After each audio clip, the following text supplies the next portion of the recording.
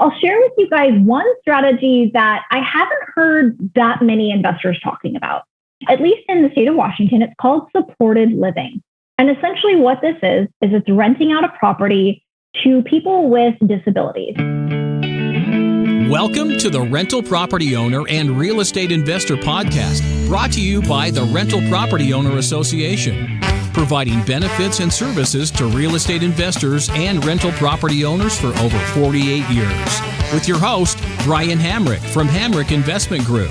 This episode is sponsored by Green Property Management, managing everything from single-family homes to apartment complexes in the West Michigan area. Find out more at greenpropertymgt.com. And RCB & Associates, helping real estate investors and small business owners navigate the complex world of health insurance and Medicare benefits at rcbassociatesllc.com. Hello and welcome to episode 304. My guest today is passionate about helping families build wealth and passive income streams through real estate investing and living a life by design.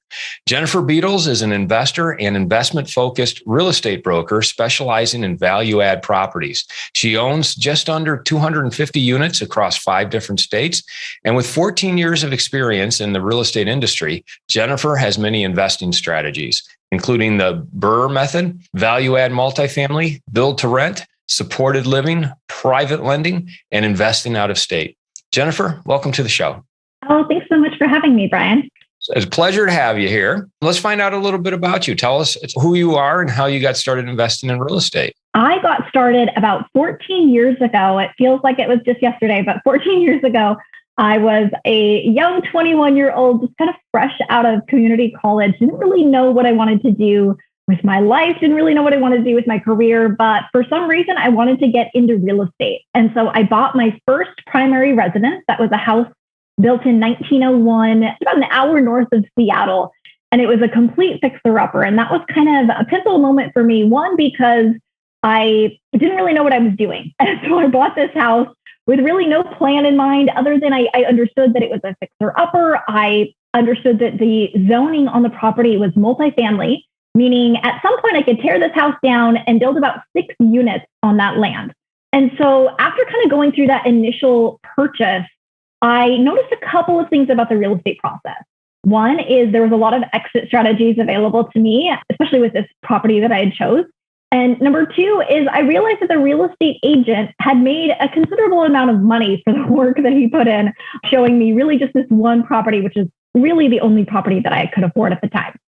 And so shortly after closing on the property, I quit my job. I was working in finance for a small business, and I decided to go into real estate. And so I wasn't quite interested in the sales route. I decided to get into the commercial and development space. And so I worked for a real estate developer and builder, and we did small spec homes. We did some commercial properties, and we also did what I now call build to rent. So essentially we were building small multifamily properties and then refinancing after the property was built, putting tenants in, and then the owners were cash flowing those properties. And so I thought it was a really interesting strategy. I, was able to kind of learn really quickly about budgeting and working with banks and how the financing works. And then also just the power of leverage and the power of, buying and this, piece of land, building these small multifamily properties, putting tenants in there, and then creating additional income streams. So I decided to get my real estate license in 2009, primarily because I wanted to support my own real estate investment. And so I got my license. Within 6 months, I sold about 6 houses to friends and family, which essentially covered my entire salary for the year. And so I decided that maybe sales is an opportunity for me. The only downside, though, Brian, was that we were in probably the worst recession in 75 years. It was kind of a 75-year economic storm. And so while agents were getting out of the business, here I was, this kind of, young woman, 23 years old with some development experience and deciding to get into real estate sales. I saw an opportunity to work with investors. And so I found myself often at the courthouse steps every Friday bidding on properties. I found myself primarily working with real estate investors, identifying investment opportunities where, they could either fix and flip them, selling them for a profit, or putting tenants in, refinancing the property after doing the renovations, and then keeping it and cash flowing there. I was able to earn a really great income as an agent focusing on investors. And so I took that income and then started building my own portfolio. And so here I am, again, 14 years later after having just got started. I'm currently in the La Marche region of Italy. I've been in Italy for about 30 days with my family. Prior to that, we were traveling around the Balkan region. So we've been in Europe here for about 60 days. We'll be here for probably another 2 months before we'll return back to the US. And all the while, kind of overseeing our US investment portfolio, running my businesses. And still, I submitted an offer yesterday on a 7-unit in Michigan. So still very active in the real estate community while also, living my lifestyle by design. Thank you for bringing us up to speed here. I feel like there's so much, and I want to talk about your lifestyle investing, and maybe we'll start there. But I also want to make sure we talk about the build to rent model and where are the 7 units in Michigan? Because I'm in Grand Rapids, Michigan. Oh, yeah. It was in Holland. Oh, Holland, Michigan. Okay. Yes. So let's talk about the lifestyle, because you're traveling in Italy. It sounds like 2 months you're gone. Yeah. We've been in Europe now for about 2 months. Mm-hmm. So how are you able to do all this while you are traveling? How did you create this lifestyle? It all started actually with the trip to Italy. So it's kind of full circle. It's so funny that we're having this conversation while I'm here back in Italy, now with my 6-year-old daughter and a husband, of course. But about in 2011, 2012, we were, working with investors. I was focused more as an agent, building my business while also simultaneously trying to buy properties. And I saw this great discount on a trip to Italy. And my husband at the time had a very short window where that he could take a vacation. We didn't often take vacations. We were so busy, me working in my business, my husband working full-time, W-2 job. And then any free time we had was towards building our portfolio. And so we booked this trip to Italy on a whim, came here and just fell in love with the lifestyle, the culture, the food, the history, just everything. And so we get back home, and my husband and I, we kind of had a conversation. We said, gosh, we really want to live this lifestyle of travel. Like, we could just travel forever. But how do we fund it? Like how do people do this? And so I said, well, I think if we really go all in with focusing on building our rental portfolio, we'll have enough passive income. Maybe if we just give it 5 years, we'll have enough passive income that then we can be location independent. We can live anywhere. We can be anywhere. The rental income coming in and essentially travel the world. And so we really did that. So we buckled down, and for the next 5 years, just really kind of spent a lot of time just kind of the properties that we already had in our portfolio. The goal was to get the NOI increased, right? So increase our rental income, decrease our expenses, just make as much money as we could off of our existing portfolio, and then just continue to invest. Now, the other downside is my husband had a W-2, which is not really easy or possible, at least at the time. Now we have the remote work kind of culture and things are changing. But back then you couldn't work a W-2 and be traveling in a different country, right? And so the goal was to retire him first. And so he was able to retire at 30 years old because we'd replaced his income with cash flow and passive income from our personal rentals. And then the other challenge was I had this very successful business as an agent working with investors in Seattle. And I didn't necessarily want to give that up, but I also realized I couldn't do both. I couldn't run a location dependent business and travel. And so what we decided to do was focus on helping more investors get into out of state markets. And that's really kind of how we were able to really scale up on our portfolio. Seattle is very expensive. In most cases, you're spending, a minimum $200,000 a unit, if not more. And so it became really hard to find cash flowing properties. And so that's, kind of brings me to Michigan, right? Where I was writing an offer on yesterday. Is there's a lot of markets that we've identified in the United States that really make sense from a yield standpoint, from a long-term appreciation standpoint, from a, price to rent ratio. And so once we really kind of unlocked that key and unlocked that opportunity, then things really opened up for us. And so we just put in the work and we just bought great properties. At least, a handful, or if not, some years one deal, some years, more, and just really just let it snowball and just focused on, buying right as opposed to just buying and, buying to buy, and really focusing on operations. And so that's kind of what led me to some of these niche strategies that I think we'll be diving into, which I think could be really helpful for investors to learn about, because there's, nowadays there's a lot of opportunities. There's long-term rentals, there's short-term rentals, But again, I think that there's some niche strategies that had really helped us kind of earn more on maybe some smaller properties, duplexes, triplexes, fourplexes, where we were able to get higher rents, lower the expenses, and really just get a lot of cash flow out of these smaller units. So really that made all the difference. That sort of feeds into my big question, which is your husband was able to retire at the age of 30. You had built up a portfolio that was cash flowing to the point where he could retire. You could go on vacation anywhere, anytime, and still have that money rolling in. Is it because of these niche strategies that you came up with that you're able to do that? Yeah, I would say that they were a big contributor to our success. So again, I've not been, one to really focus on unit count. I've mostly focused on buying the right properties and then getting them to produce the highest possible, income that we could. And then some of those, have appreciated over time. So then we've taken out, either lines of credit or done cash out refinances to then fund our future rentals. And that's something I think for a lot of investors that are maybe just getting started is they're wondering, well, when you've taken all the money that you've saved to invest, and you put it into a couple deals, and then you've spent all of that, how do you continue to buy?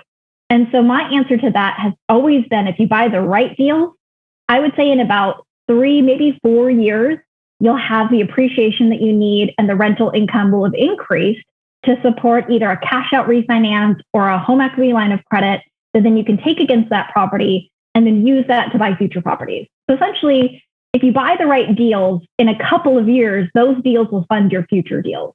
And so essentially that's what we did, including some of these niche strategies.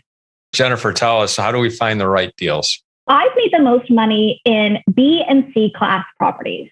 And so, now my A class though has been new construction. So the build to rent strategy has worked really well for me. So, but as far as A class goes, in my opinion, the only way to really make a lot of money in that is to build it. And so we can kind of maybe talk about that. But essentially, I feel like the B and C plus class assets are where all the money is made. I also tend to focus on 2-bed, 1-bath, 2-bed or 2-bed, 1.5 bath. I think 1-1s are really kind of tough. I also think, 3-1, 4-1, you're going to have more, turnover costs, right? So if a tenant moves out, it's a bigger unit, you're going to spend more to turn that unit over. So really the sweet spot for me is 2-bed, 1-bath. I would say, maybe 700 to 900 square feet per unit. I like all brick if I can get it. I prefer single story units. It's interesting. We find that our tenants in our single story units stay much longer. That's going to appeal to families with young children. That's going to appeal to anyone that is maybe getting up there in age, right? And so we find that our tenants just don't leave in our single story units. We also like small yards. We do accept pets. And so we find that I would say, maybe 70% of tenants nowadays would like to have pets or have pets. And so we do accept people with pets. The other thing too, is we do increase our, rental rates to essentially just below fair market. So we are always trying to decrease our vacancy expenses because that's one of the most expensive expenses you can have as a landlord is having a vacant unit where you have to turn it over, you have to make ready expenses, and then you have the vacancy expenses.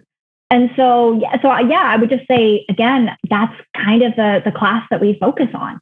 We try to stay away from 1-bed, 1-bath. We try to stay away from studios. We try to stay away from units that are really large. We mostly stay out of A class unless we build it. And then, of course, B class, we're not even looking at because in that sense, the turnover cost, the tenant class that we'd be attracting, and then, of course, we wouldn't be getting that long-term appreciation because the neighborhood doesn't support it when you're looking at D class assets. When you say 2-bed, 1-bath, are these single families, apartments, multifamily, or does it just not matter? It's all of those. So I think single family is okay. We have a few single family houses, but those are mostly 3 to 4 bedrooms. But the 2-bed, 1-bath, I would say that those are going to be your small multifamily and then your apartment. I'd like to take a moment to tell you about Green Property Management. Not only do they manage everything from single-family homes to apartment complexes in the West Michigan area, they also manage my entire portfolio. So I can tell you from personal experience that their unique flat fee management style is worth a closer look. If you feel that your property isn't operating to its fullest potential, then Green Property Management can help you take a holistic approach that will save you money, eliminate your headaches, and increase your net income. And if you're a property manager interested in applying Green Property Management's model, give them a call at 1-866-95-GREEN or visit them on the web at greenpropertymgt.com. If you're thinking of leaving your W-2 job and becoming a full-time real estate investor, one of the greatest costs you must consider is healthcare for you and your family. When I made this transition myself, I found the whole healthcare insurance process to be confusing and frustrating. That's why I'm glad I met Chad Creasy at RCB & Associates. Chad is a professional health insurance agent who helps real estate investors and small business owners understand and choose their best healthcare options. And best of all, his services are covered by the insurance company and won't cost you a dime. If you live in Michigan and are expecting a change in your healthcare insurance coverage for any reason, or losing employer coverage or transitioning into Medicare, then you owe it to yourself to contact Chad Creasy at rcbassociatesllc.com. As a strategy that makes sense, you know what you like, you know what works. I still want to get at how you were able to create enough cash flow so quickly that your husband was able to retire at the age of 30. I'll share with you guys one strategy that I haven't heard that many investors talking about. At least in the state of Washington, it's called supported living. And essentially what this is it's renting out a property to people with disabilities. And so the tenant classes that we were renting out to were people with intellectual disabilities. And so what that looks like is we are able to achieve a higher per unit rent. We're also able to get the company that is overseeing these tenants, because of the third party provider that provides care for these tenants, 24-hour care. They are paying for all of the utilities. These tenants stay for longer than 10 years. And then it's also reduced our overall expenses because we don't have the make-ready costs, we don't have vacancy costs. And then they also typically have their own maintenance and staff who are able to cover any kind of incidental repairs that come up. So of course, we still have to do landlord-tenant law, maintenance and repairs. A water heater goes out, that's still our responsibility. But essentially, we were able to negotiate even a better rate with our property managers because they're never screening for tenants. They're never dealing with, the marketing. I mean, the checks come in. Essentially, the rents are funded by the government, partially through the federal government, partially through the state. And so the checks come in like clockwork. If we have a vacancy, the vacancy is paid. And so once we learned about that strategy, it was 2015 when we found out about that. We started buying and building properties specifically for this group. What we found, at least in the state of Washington, was that there was a waiting list of over 200 people wanting to get into units that were otherwise stuck in hospitals or assisted living or maybe adult family homes or properties that weren't necessarily meeting their needs. And there weren't enough landlords to support this type of housing. And so we kind of stepped in as landlords and fulfilled their need while also enjoying the increased ROI for the properties that we were buying for them. What a great niche. And I'm going to go out on a limb and ask you if it was Nick Sedati who introduced you to this concept. I've heard of Nick. And no, I actually stumbled upon it when we were buying a property. And so this is something that I just learned through, we were buying a property. It was listed actually as a group home, which means different things in different areas. So in the state of Washington, a group home has to be licensed, meaning the property itself has to be approved by the local municipality as a group home. You also have some liabilities as a property owner. You can hire, third party care, but there's still some liabilities there. In the sense of supporting living, if there's no more than 4 bedrooms per unit, it is not considered a group home. So in a way, it's similar kind of to a triple net lease. But we don't have to provide any of the care. Of course, I don't have a healthcare background, so I'm not I wouldn't be the one to be in charge of that. So essentially, these are just regular properties. They can be anywhere. There's no licensing of the properties. There's no specifications that are required for these properties, other than in some instances they installed wheelchair ramps. In some instances, they paid for fencing or other property modifications. So each tenant was actually allocated about $12,000 for property modification that they could do to our property in order to fit the needs of that client.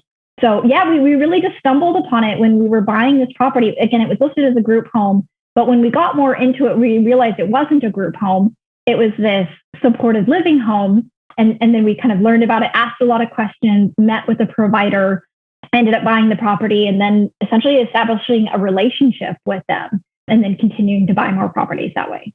What challenges do you find in supportive living as a owner, landlord, investor that you don't find in the traditional rental area?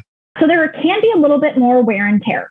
So obviously you've got the tenant and then you've got their caregivers who are living in the property. And so, things such as flooring oftentimes gets replaced, more frequently than it would be a regular tenant. The benefit is the state pays for that. And so, while the downside is, hey, we need new flooring, the benefit is the state is going to pay for that. We just have to give our approval. The other, I would say, kind of downside or challenge is that there's high staff turnover. So certainly in this care provider of providing care to these tenants, there was high turnover. And so, we would kind of put together like a system and process for here's how to change the furnace filter, or here's, where to find these things, because there was a property manager for every property that was employed by this third-party caregiver who was then compensated by the federal government. And so sometimes a new person would come in and they'd say, well, how do I change the furnace filter? Or where do I go for these things? And so that was a little bit of a downside. But once we got some systems and processes around that, then it didn't become as much of an issue. But aside from that, having rents paid like clockwork, whether or not there was a vacancy, having, higher than fair market rents, fantastic. Having all utilities paid for, even on a multifamily property, fantastic. So really, I would just say that those are the only two downsides. And when you talk about staffing and changeover, you're not responsible for staffing or hiring people. It's really just the new people who would come in may not be familiar with some of the systems in the property. Absolutely. Yep. Or maybe if we were waiting for approval on flooring and they didn't realize that the former property manager had started it. And so they'd say, oh, are we getting new flooring? And so there was a little bit of, miscommunication or lack of communication between the offboarding and the onboarding of new employees. But yeah, absolutely not our responsibility as the property owner. How would people listening figure out how to get into this niche as well? Is it really just finding and contacting with the right people, or are there websites you can go to say, hey, I have a property that can be used for supportive living? So there's two opportunities to initiate a conversation to get into this. One opportunity is to go to your local government and try to find the social services department. Typically, they work very closely with the third-party care providers. And so they may be able to recommend a company that has a housing need. The other option would be to go directly to the provider. And so in most states, there's a website that you can go to that has the third-party care providers. And you can essentially call all of them and say, I own a property in this city. Do you have a housing need? And kind of start negotiating and start having conversations in that way. It is easier if you already own a property and you just want to convert it from a traditional tenant to supported living versus having a conversation related to, well, if I buy properties, would you rent, in this area? Just because they don't think that way. The third-party care providers, they're there to just fulfill a housing need and take care of their clients. And so I found that when you already own the property, it's a much easier conversation. Now, also keep in mind that supported living is a term that we use mostly in, I would say, Washington, Oregon, kind of the West Coast. When you get into the East Coast or maybe even in the Midwest or, different regions, it's called different things.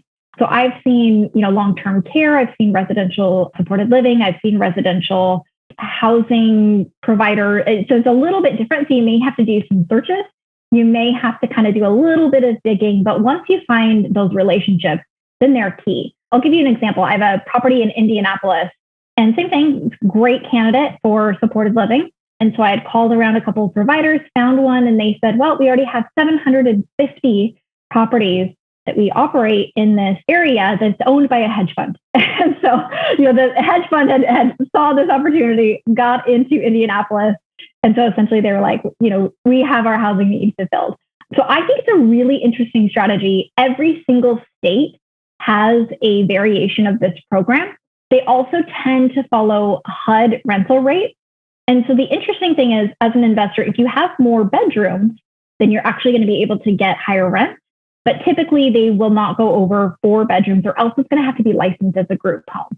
Certain areas, though, too, have different nuances. Like, for example, supported living in the state of Texas requires fire sprinklers. And so not very many properties have fire sprinklers already installed. So unfortunately, I wasn't able to use that strategy in Texas. But yeah, I mean, they're in every single state. And so I think it's a really great opportunity for landlords who want maybe to be a little bit more passive, maybe who don't want to have to worry about tenant turnover, who want to get higher yield on their properties, higher cash flow, and who are also going to be okay knowing that the properties are going to get a little bit more wear and tear, but the state, will pay for that and they will cover, any damages that are done to the property. So what properties are suitable for this type of strategy? And how much more in rent income can you get over market rate? So it's going to depend on the area, and it's also going to depend on the bedroom count. To put it into perspective, I would say, one of our single family houses that we're still renting out to supported living has 4 bedrooms, which is perfect. And so we're getting about $2,400 a month in rent. I would say fair market rent's about $1,800. So that's considerably more. That's just one example. I would say in another example, maybe fair market rent was $1,000 a unit. We're getting $1,400. So it kind of depends on that. Properties that are suitable, so they tend to prefer multifamily because they can put multiple tenants in with the same property. So there's some efficiency that they get on the staffing side if they can. In some instances, depending on the client may or may not need 24-hour care. But if you have a property where maybe, one unit has that need where another, doesn't, and they can kind of go back and forth, especially during the evening time, that's a benefit for them. So they do actually prefer multifamily, which is interesting because a lot of if we're comparing to Section 8, maybe a lot of times, Section 8 tenants kind of prefer single family or, kind of different properties. So multifamily works really great for this. Ideally, the properties are single story. It's not necessarily like a hard fast rule, but single story is great for them because it's just a little bit easier, on the tenants. But again, if you have a 2-story, it's okay. And when you go to get financing on this type of property, do you have lenders that understand the supported living strategy? And when they look at your pro forma, do they get it? Or do you always get pushback from them? I definitely had to do some explaining, but because it's not, because their first thought is, oh, well, this is assisted living or a group home. We can't do that. And I said, no, this is not, assisted living and a group home. Those require property licensing, and this is not that. And so typically I have to kind of explain that to them and show them. And then a lot of times then they get it. So they're like, okay, so these are just long-term tenants that have caregivers. And I say, yep, absolutely. It's just same thing. It's just they don't move, because obviously that's a big disruption to, somebody with these types of disabilities to be moving often. So once they place them, they're essentially there for 10, 15, longer until they need a different level of care. And so then the lenders are like, oh, interesting. And then they're like, can you find me somebody? So then they get it and they say, okay, and you're not paying the staff? Nope. Okay, and you're not paying the utilities? Nope. See, the utilities are in their name or they're paying it. And then they say, okay. And then they get pretty excited about it. The way you describe it, this is very interesting and unique and exciting. But I'm wondering, Jennifer, what else should we know or should our listeners know who are interested in going down this path? I mean, you kind of told us where to get started. Just look up certain government agencies and that. But what else is required to really break into an area and get into this strategy? The biggest challenge is actually getting in. So you have to have a lot of conversations. You have to try to get to the right person. So if you're just cold calling, third-party care providers, they're not used to these calls. They're not used to an investor calling and saying, hey, do you need somewhere to rent? And so oftentimes they kind of say, sorry, what are you asking? Are you calling about one of our tenants? And it's like, no. I own a property. I'm asking if you need more housing. And so sometimes they kind of have to say, I wonder who you should talk to. So we partner with the Volunteers of America, which is one of the largest providers in actually the entire country. And so it was really helpful. So once we had kind of, gotten things to work in our region in the state of Washington years ago, then it was kind of like, well, can you do introductions to other areas? And so I would say the biggest challenge is actually getting in with the providers because their initial thought is, well, I don't know where to send you. I don't know who you should talk to. And so that can be a little bit of a challenge. The other thing to note is there's 2 types of providers. There's nonprofit, and then there's also for-profit. The way that they operate their businesses are a little bit different. I wouldn't say good or bad. I actually experienced working with both.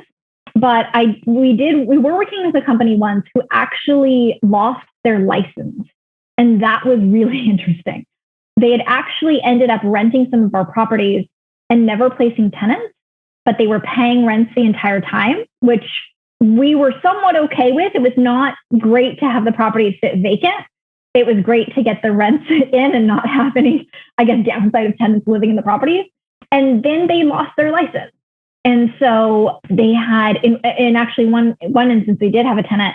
And so they immediately had to pull the tenant out. I think another company took them over and whatnot. And so they left with, I believe, 14 holes punched in the wall. And the place was a disaster.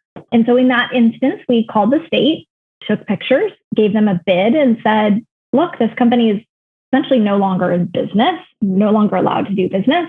We are left with this damaged property. The state was very quick. We got a check within, I think, 3 business days for all of the damages and then had to take care of that. And so I feel like on the nonprofit side, they're a little more aware of the licensing requirements. And certainly they don't want to lose their licensing. With a for-profit, I think that there was, some people who had realized that there's a lot of money, even on the care provider side, and then had, unfortunately, unethical business practices or whatever that caused them to lose their license. And so just something to be mindful of. Again, these are probably one-off situations that maybe other investors wouldn't encounter. But I think it's important to note. The biggest challenge is getting in.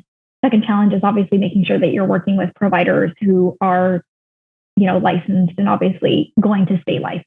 Thank you for sharing that incredible information on supported living. And I want to switch gears and talk about the build to rent strategy that you're also employing. Talk about that, because I hear that term a lot. I think I know what it means, but I'd love to hear you describe it. Gosh, back in 2007, after I had bought my first house, I went to work for a builder, and that was a strategy that they were using. And I thought that it was really interesting. At the time, when I just kind of quit that company and just gotten licensed as an agent, I didn't necessarily have the means to go and build my own, multifamily properties.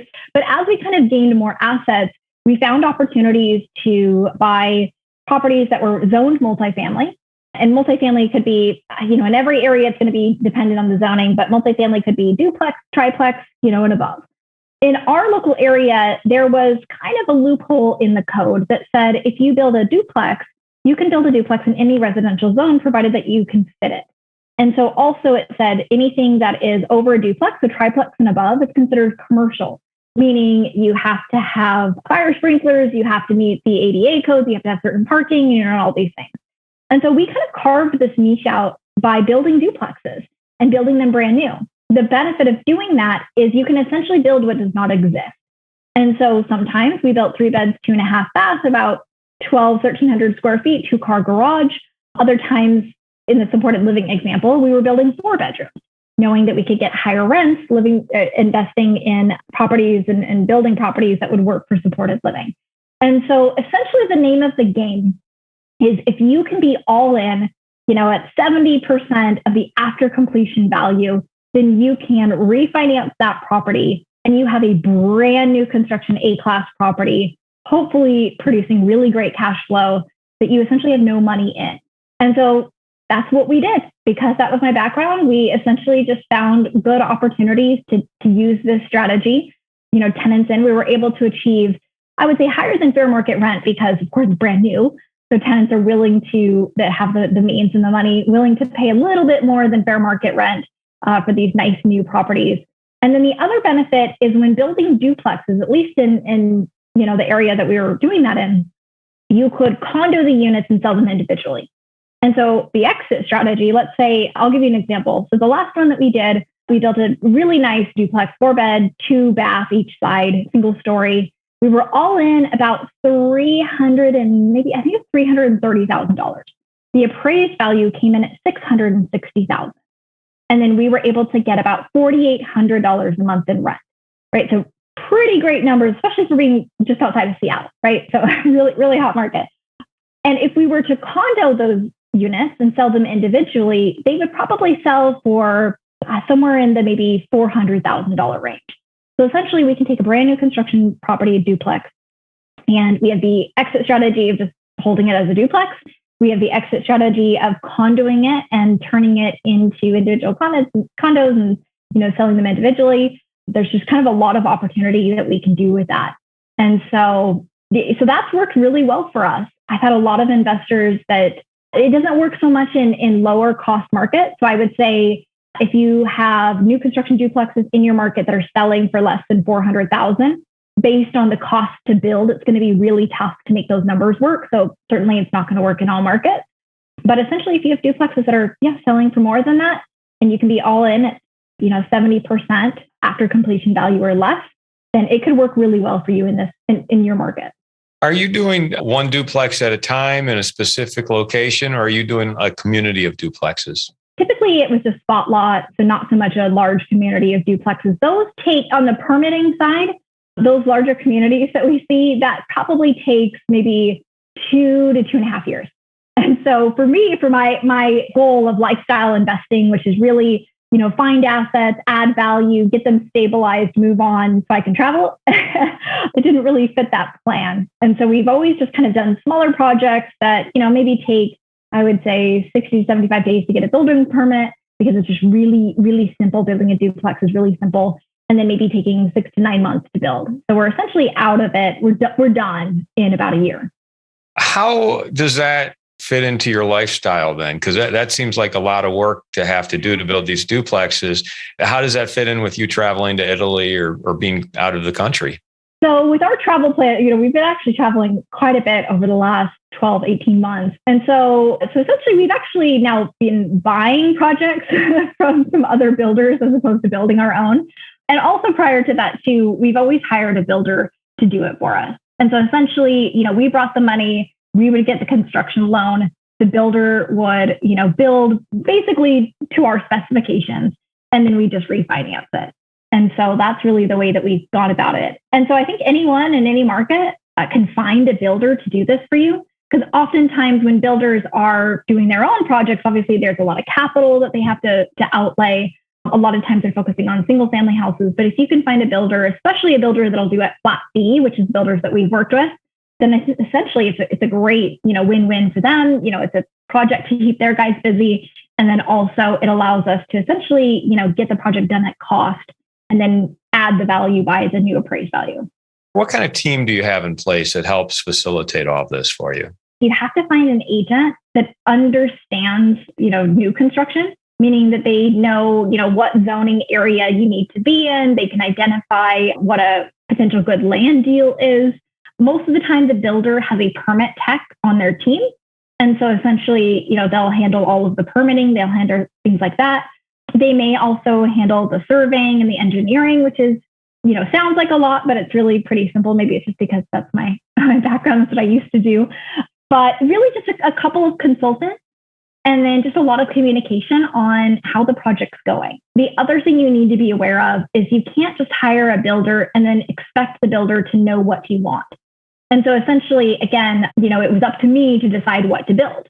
And then, we would take that to the architect or the drafter, have them draft up the plans, and then the builder would essentially build it that way. So a handful of consultants, an idea, clarity on what you're wanting to build. And then essentially you need to know your numbers going into it, right? So most of the time with build to rent, if it didn't make sense from a cash flow standpoint, holding onto it long term, then essentially you could just condo the unit, sell it that way, or you can just sell it to another investor as brand new construction. So there's I think some exit strategies maybe that are a little bit unique with build to rent that you don't otherwise get in other places. But essentially that's all you need. Hope that doesn't sound too overwhelming for most people. I would imagine that now that you've done it more than once or twice, a lot of this is sort of cookie cutter for you now. Like you have a lot of these pieces already in place. Yeah. And I also have, I have a budget sheet. I have a spec list. I've got some resources. If anyone has questions and they want to send me an email, I'm happy to share. We'll be sure to get your contact info here in a few more minutes. So what's next for you? I know we've only touched on 2 of the main strategies that you employ. You do a lot of others that I'm sure we could do a whole nother episode about, but you've got so much going on, but yet your lifestyle choices are to travel and systematize a lot of this and kind of have other people do it. Are you going to keep going? I mean, I imagine at some point you don't need to do this anymore. I don't know if you're there yet, but at some point you will be. What keeps you going and what is next on the horizon for you? So certainly we could stop doing what we're doing today and our, lifestyle would be funded for probably the rest of our life, which is really exciting. And I feel so blessed that we've kind of put in the work, right, to get to that point. But at, 35, 36 years old, my husband and I mean, we just love what we do. I will say though, Brian, I get more excited seeing other like new beginners and people who are just getting started do deals and kind of start building their portfolio than I am more excited about buying more properties. And so even though, I probably write at least 2 offers a week on apartment complexes or properties in different markets across the US through our local teams that we have in place. But really for me, my, mark on the world is I want to see more people having achieved financial freedom and doing with their time what they want to do. So again, for me and my family, it's all about travel experiences, meeting new friends all across the world. For others, it may just be having the freedom to take your kid to school, pick them up from school, and attend their soccer practice and not have to worry about, the commute or working 9 to 5 or, not being there for those, precious moments with your kids or your family. So whatever that is for someone, I want to help. That's why I love sharing my story. I love meeting with people like you, Brian, and just tell people that it's possible. Is it a lot of work? Sometimes, yes. Obviously anything worth doing in life requires some amount of work. And really, I tell people, you can be anywhere you want to be in 5 years.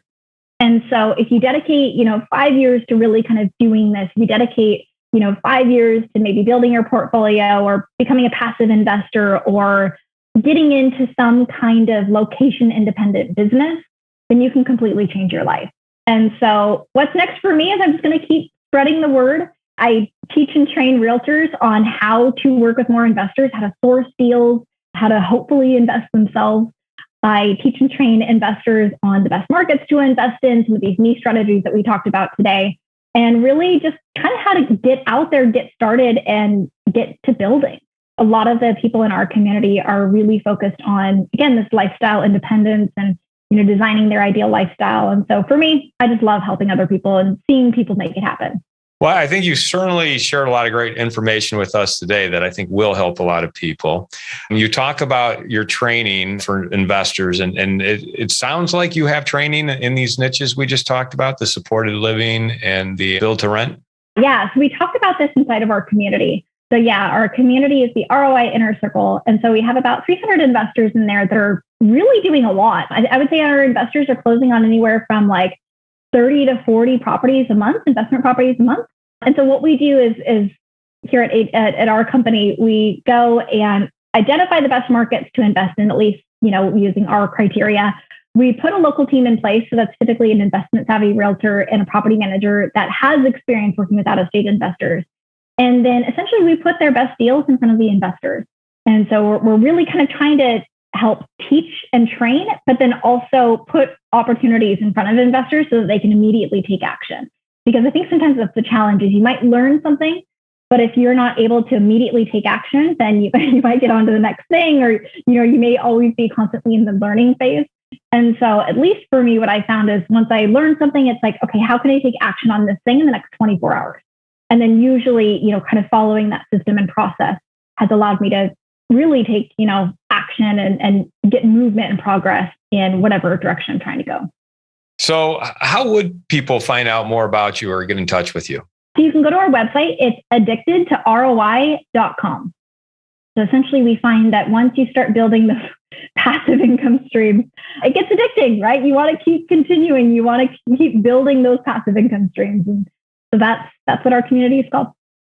Great. And any final advice for our listeners?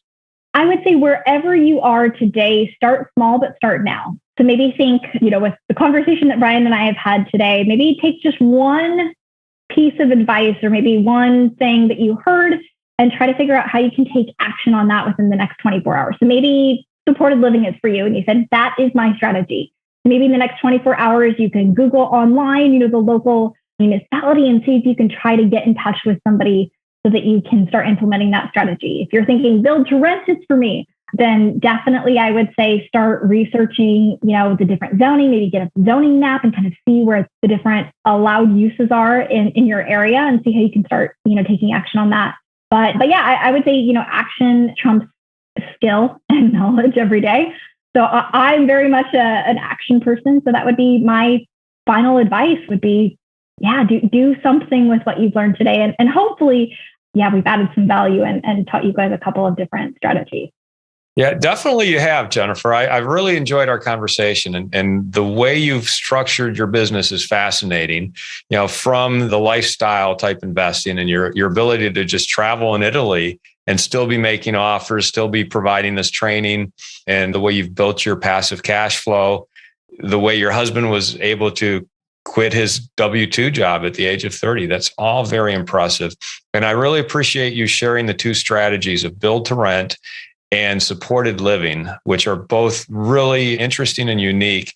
And I think you've really shared the goods with us today, because I think our listeners could actually take action on a lot of the stuff that you shared with us. So thank you so much for having this conversation. It's been a real pleasure. Thank you so much, Brian. And thank you all for listening. I want to thank everybody for listening to this episode. I'm your host, Brian Hamrick from Hamrick Investment Group. And you can find out more about me by going to higinvestor.com. That's higinvestor.com. And you can also ask questions and join us on Facebook by going to RPOA, Rental Property Owner and Real Estate Investor Podcast. This episode was sponsored by Green Property Management, managing everything from single-family homes to apartment complexes in the West Michigan area. Find out more at greenpropertymgt.com. And RCB and Associates, helping real estate investors and small business owners navigate the complex world of health insurance and Medicare benefits at rcbassociatesllc.com. You've been listening to the Rental Property Owner and Real Estate Investor Podcast, brought to you by the Rental Property Owner Association. You can find out more at rpoaonline.org. If you enjoyed this podcast, please go to iTunes to subscribe, rate, and review.